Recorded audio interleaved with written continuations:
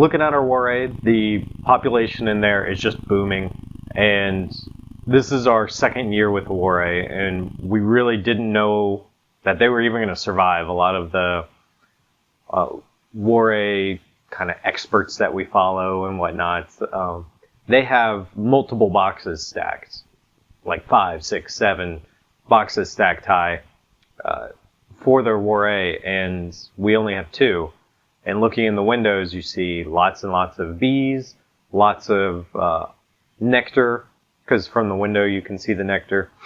And then when we opened it, you could tell that the bees were spread evenly all the way across all the frames. And 100% coverage means more room is needed.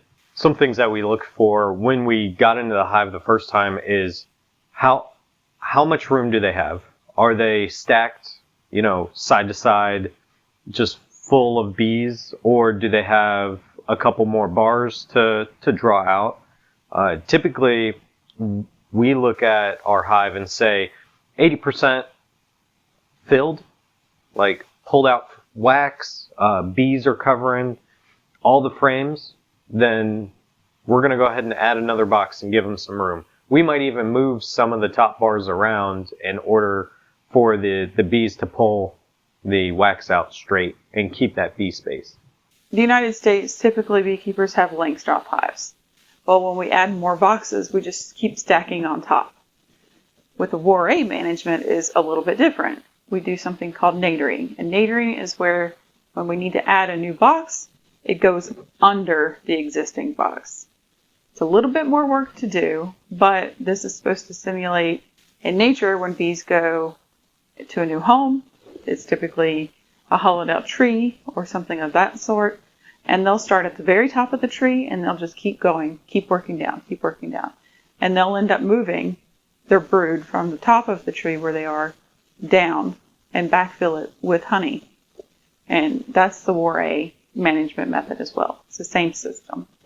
And we don't do that with Langstroth hives because with Langstroth hives, the traditional way of keeping bees in those is for honey production. And we don't want to have honey that we're pulling out and feeding to all of these people that have previously had brood in them. The Warre hive to me is still one of our better hives. It's smaller. The bees can stay warmer in there. The heat envelope during the winter doesn't dissipate as much as it does in the Langstroth style hives.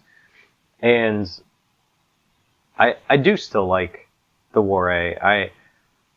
I don't know how it's going to play out this year, but I'm hoping that they'll be able to pull out some of those new boxes that we put on, and it'll continue to be an adventure for us. A special thank you to all of you, our viewers. Because of all of your help, and especially the support of our members, we were able to donate 2 hives to a local school.